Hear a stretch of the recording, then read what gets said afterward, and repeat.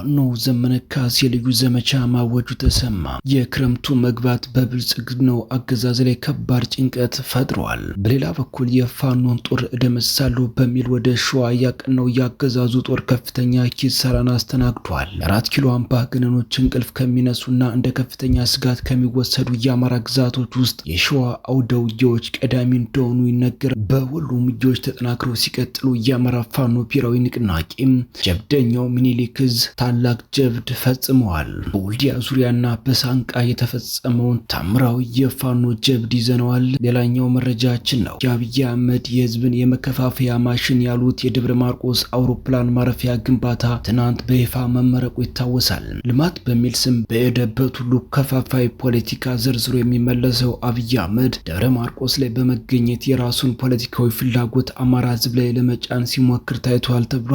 ሌላኛው መረጃችን ነው። አሜሪካ እሁድ ሌሊት ኢራን ውስጥ በፈጸመችው ድብደባ በሆርሙዝ ወሽመጥ የሚያልፉ መርከቦችን ለማጥቃት ጥቅም ላይ ይውላል ያለችውን የሚሳኤል ክምችት መምታቷን አስታውቃለች። ለዚህ እርምጃ ምላሽ የሰጠው የኢራን እስላማዊ አብዮታዊ ዘብ በበኩሉ ባህሬን፣ ኩዌትና ዮርዳኖስ ውስጥ የሚገኙ የአሜሪካ የጦር ሰፈሮች ላይ በፈጸማቸው የአጸፋ ጥቃቶች በርካታ ኢላማዎች ማውደሙን ገልጿል። በመካከለኛው ምስራቅ ያለው የፖለቲካ ቀውስ እየተባባሰ መጥቷል። እስከ መጨረሻው ድረስ አብራችሁን ከቆያችሁ ወደ እናንተ ይደርሳል። ሰላም ጤና ይስጥልኝ። የተወደዳችሁና የተከበራችሁ በመላው ዓለም የምትገኙ የሚዲያችን ቤተሰቦች እንደምንቆያችሁን ለሰዓቱ መደመጥ ያለባቸውንና ትኩረት የሚሹ በርከት ያሉ መረጃዎችን ይዘን ቀርበናል። እናንተም እስከ ዝግጅታችን ፍጻሜ አብራችሁን እንድትቆዩን በአክብሮት ይጋብዝን። አሁን በቀጥታ ወደ ዝርዝር መረጃዎቹ እናልፋለን። የፋኖን ጦር እደመሳለሁ በሚል ወደ ሸዋ ያቀናው ያገዛዙ ጦር ከፍተኛ ኪሳራ ማስተናገዱ ተሰምቷል። የ4 ኪሎ አምባገነኖች እንደ እንቅልፍ ከሚነሱና እንደ ከፍተኛ ስጋት ከሚወሰዱ የአማራ ግዛቶች ውስጥ የሸዋ አውደ ውጊያዎች ቀዳሚ እንደሆኑ ይነገራል። ሸዋ የአማራ ህዝብ የትግል ምሰሶ መሆኑን የተረዳውና የነጻነት ድልድዩም የሚገባው በዚያ ቀጠና እንደሆነ የሚያውቀው የብልጽግና ስርዓት በልዩ ትኩረት ትግሉን ለማኮላሸት እየሰራ እንደሆነ ይነሳል። ቀጠናው ለአዲስ አበባ ያለውን ስትራቴጂካዊ ቅርበት መነሻ አድርጎ የአብይ አህመድ ስርዓት የመጨረሻ የውድቀት ዘመቻው በዚያ በኩል እንደሚሆን ደጋግሞ ከጸጥታና ደህንነት መዋቅሩ ጋር እንደገመገመም ይነገራል። ለዚያም ነው በሸዋ የሚያካሄደው የአማራ ህዝብ ትግል በተበታተነ መንገድ እንዲቀጥልና አንድነት እንዳይፈጠር አበክሮ ሲሰራ የነበረው። በአገዛዙ ከፍተኛ ወታደራዊ ስምሪት ከተሰጠባቸው አካባቢዎች ውስጥም ሸዋ ቀዳሚውን ቦታ ይወስዳል። የብልጽግና ጦር ውስጥ በሸዋ ያልተሰማራ አደረጃጀት የለም ተብሏል። እንደ ማንኛውም የአማራ ግዛቶች በየጊዜው እያለቀ የሚጨመር በርካታ መደበኛ ወታደር እንዳለ ይታወቃል። ከሌላው ቀጠና በተለየ ደግሞ የብልጽግና የክፉ ቀን ኃይል ነው የሚባለው የአየር ወለድ ኮማንዶ ጦር እንደ እግረኛ ወታደር በሸዋ ጋራ ሸንተረሮች ገብቶ ኪሳራ ሲያስተናግድ ከርሟል። ከፍተኛ የመንግስት ባለስልጣናት እንዲጠብቅ የተቋቋመውና ዓለም አቀፍ ስልጠናዎችን በልዩ ሁኔታ የተወሰደው የሪፐብሊካን ጋርድም በሸዋ ተሰማርቶ በፋኖ ጀግኖች እርምጃዎች ሲወሰድበት ቆይቷል። ዛሬም በተመሳሳይ በሸዋ በተለያዩ አካባቢዎች የፋኖን ጦር እደመሳለሁ በማለት ወደ ቦታው ያቀናው ራሱን ጥምር ጦር ብሎ የብርሃኑ ጁላ ዙፋን አስጠባቂ ጦር እንደ መግባት ቀላል አልሆነለትም። በተለይም በፍራታና አካባቢው በተደረገው ውጊያ ያገዛዙ ጦር ከፍተኛ ኪሳራ ማስተናገዱ ነው የመረጃ ምንጮች የገለጹት። በሌላ በኩል ዘመነ ካሴ ልዩ ዘመቻ ማወጁ ተነግሯል። የአማራ ፋኖ ብሔራዊ ኃይል መሪው ዘመነ ካሴ በመላው የአማራ ክልልና ተያያዥ አካባቢዎች የሚንቀሳቀሱ የፋኖ ኃይሎች አዲስና የተቀናጀ ልዩ ዘመቻ ማወጃቸው ምንጮች ገልጸዋል። ልዩ ዘመቻ የታወጀበት ዋና ምክንያት ክረምቱን እንደ ስትራቴጂካዊና ምቹ አጋጣሚ በመጠቀም በብልጽግናና ያገዛዙ ጦር ኃይል ላይ ከፍተኛ ማጥቃት ለመሰንዘር ታስቦ እንደሆነ ታውቋል። ክረምት ወቅታዊ ሁኔታ የሳይንስና የቅድ ዝግጅትን ለሚጠይቀው የፈጣኑ ውጊያ ስልት አመች መሆኑን የሚገልጹ የጦር ተንታኞች የፋኖ አመራሮችን የተፈጥሮ አጋጣሚ በመጠቀም ያገዛዙን የሎጂስቲክ የትራንስፖርትና የከባድ መሳሪያዎች እንቅስቃሴ ሙሉ በሙሉ ለማሽመድመድ ማቀዳቸውን ያመላክታሉ።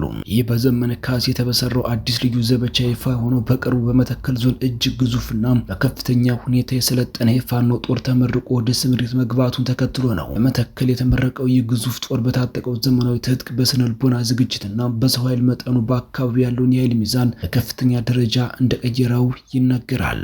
በተያያዘም የአማራ ፋኖ ብሔራዊ ንቅናቄ ወሎ ቤተ አማራ ጀብደኛው ሚኒሊክ ዕዝ 4ኛ ክፍለ ጦርና 35ኛ ክፍለ በጋራ ታላቅ ጀብድ በመፈጸም ድል ተቀዳጅተዋል። አማራ ፋኖ ብሔራዊ ንቅናቄ ወሎ ቤተ አማራ ሚኒሊክ ዕዝ ከ104ኛ ኮር 4ኛ ክፍለ ጦርና ከ101ኛ ኮር 35ኛ ኮር ከወልዲያ ከመርሳ ከሳንቃ እንዲሁም ከዚህ የተሰራ ስርዓቱ በብዛት አክተልትሎ ወደ ደቡብ ወሎ ዞን አምባሰል ወረዳ 015 ቀበሌ ልዩ ቦታው ወፍጮና ቋ ወደ ተባለ ቦታ ሐምሌ 5 2018 ከጠዋቱ 2 ሰዓት አካባቢ ሲንቀሳቀስ የነበረው ይህ ስርዓቱን በራስ ጠባቂ በተጠናና ውጤታማ በሆነ ድፈጣ በ35ኛ ክፍለ ጦርና በ24ኛ ክፍለ ጦር ከባድ ኪሳራን አስተናግዷል የተባለው እዚያው አውደ ውጊያ ትናንት ሐምሌ 5 2018 ከጧቱ 2 ሰዓት ተኩል ጀምሮ በተደረገው ተጋድሎ የስርዓቱ ጦር በተጠና የደፈጣ ከ75 በላይ እርምጃ መውሰድ ሲቻል ከ30 በላይ በማቁሰል ደግሞ መጎናጸፍ ሲቻል ይህም ከተለያዩ ቦታ በገፍ ተሰባስቦ የመጣ ኃይል ነፍስ አውጪ በማለት ወደ መጣበት እየተበታተነ ተመልሷል። እዚህ የተበሳጨው ያገዛዙ ኃይል ከመርሳና ከጀነቶ ጄኔራል መድፎችን ከጧት 4 ሰዓት ጀምሮ በዘፈቀደም ወደ ህዝቡ ያለማቋረጥ እስከ ቀኑ 9 ሰዓት ተኩል ድረስ ሙትና ቁስለኛውን ለማውጣት እየወረወረ ወይም እያስወነጨፈ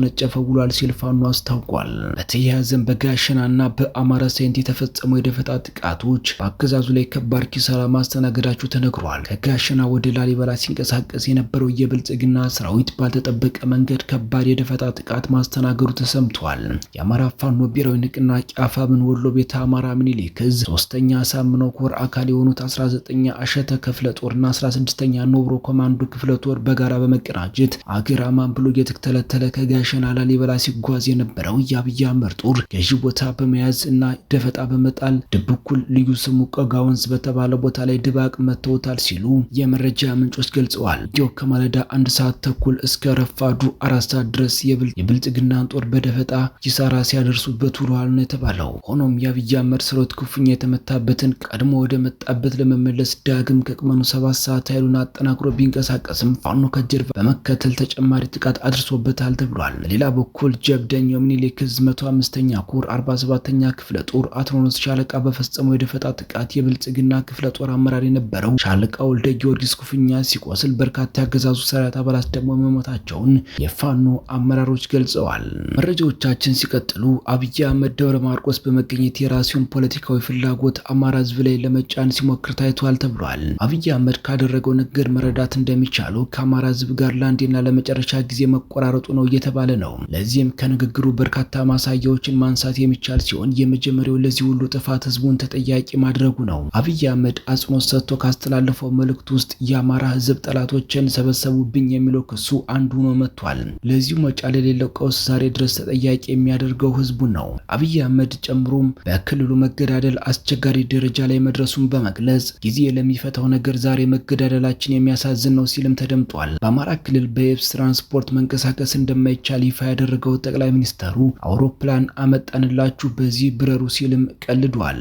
አብይ አህመድ ግጥም ለመሸምደድ ቀናት ተዘጋጅቶ ቀረርቶ ቢያሰማም ከታዛቢዎች ትችት ግን አላመለጠም። የመጀመሪያው መገዳደል ካልፈለገ በገበሬው መንደር ታንክ ለምን ያሰልፋል የሚለው ነው። በየቀኑ የአብይ አህመድ ከባድ የጦር መሳሪያ ገበሬ ላይ መሞከሩ የቀጠለ ሲሆን ይህ ድርጊት በሰውየው ላይ ጠላቶቹን እያበዛበት እንጂ የፈጠረው አዲስ ነገር የለም ይባላል።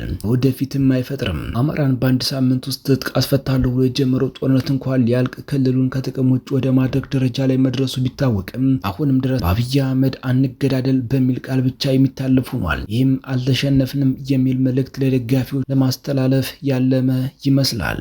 በመጨረሻም ከውጭ አሜሪካ እሁድ ሌሊት ኢራን ውስጥ በፈጸመችው ድብደባ በሆርሙዝ ወሽመጥ የሚያልፉ መርከቦችን ለማጥቃት ጥቅም ላይ ይውላል ያለችውን የሚሳኤል ክምችት መምታቷን አስታውቃለች። ለዚህ እርምጃ ምላሽ የሰጠው የኢራን እስላማዊ አብዮታዊ ዘብ በበኩሉ ባህሬን፣ ኩዌትና ዮርዳኖስ ውስጥ የሚገኙ የአሜሪካ የጦር ሰፈሮች ላይ የፈጸመችው የአጸፋ ጥቃቶች በርካታ ኢላማዎችን መውደሙን ገልጿል። ባለፈው ሳምንት ወዲህ በድጋሚ ያገረሸው የአሜሪካና የኢራን ግጭት ወደ ሌላ ሳምንት ተሸጋግሯል። ቅዳሜ ዕለት አሜሪካ በመላው ኢራን የሚገኙ ከ140 በላይ ኢላማዎችን መምታቷን አስታውቃ ነበር። እንደ አሜሪካ ገለጻ ይህ ጥቃት የተፈጸመው የኢራን ኃይሎች በሆርሙዝ ወሽመጥ ይጓዙ የነበሩ መርከቦችን በማጥቃታቸው ነው። መርከቦቹ በትክክለኛው የጉዞ መስመር ላይ እንዳልነበሩ የገለጸችው ኢራን በአንጻሩ እሁድ ዕለት አንስቶ በድጋሚ ሲገለጥ ድረስ የሆርሙዝ ወሽመጥ መዘጋቱን አስታውቃለች። በተጨማሪም የኢራን እስላማዊ አብዮታዊ ዘብ በትናንትናው ዕለት በቀጠናው በሚገኙ የአሜሪካ የጦር ሰፈሮችና አጋሮች ጋር ጥቃት አድርሷል። በዚህ መልኩ ከፍ ወዳለ ደረጃ የደረሰው የሁለቱ ሀገራት ግጭት ትናንት ሌሊትም ቀጥሏል። የአሜሪካ ጦር ማዕከላዊ ዕዝ እሁድ ሌሊት ኢራን ላይ በከፈተው አዲስ ዙር ጥቃት የቴህራንን በሆርሙዝ ወሽመጥ ጥቃት የማድረስ አቅም ይቀንሳል ያለውን ድብደባ መፈጸሙን አስታውቋል። የአሜሪካ ኃይሎች ኢራንን አየር መከላከያ የመከላከያ ስርዓቶችን፣ የባህር ዳርቻ፣ የራዳር ማዕከላት፣ የሚሳኤልና የድሮን አቅሞችን እንዲሁም አነስተኛ የጦር መርከቦችን ኢላማ ማድረጋቸውን ገልጿል። በዚህ ወታደራዊ ዘመቻ ላይ የአሜሪካ ተዋጊ ጀቶች፣ የባህር ኃይል መርከቦች እንዲሁም ለዚህ ዘመቻ ለመጀመሪያ ጊዜም የባህር ኃይል አጥፍቶ ጠፊ ድሮኖች ጥቅም ላይ መዋላቸውን ዘርዝሯል። የተወደዳችሁና የተከበራችሁ በመላው ዓለም የምትገኙ የሚዲያችን ቤተሰቦች ለሰዓቱ ያዝናቸው መረጃዎች እነዚህን ይመስሉ ነበር። አንተም እስከ ዝግጅታችን ፍጻሜ አብራችሁን ስለቆያችሁ ምስጋናችን ከልብ ነው። በሌላ አዳዲስና ወቅታዊ መረጃ እስከምንገናኝ በያላችሁበት ሁሉ ሰላሙን ተመኘን። ጤና ይስጥልን።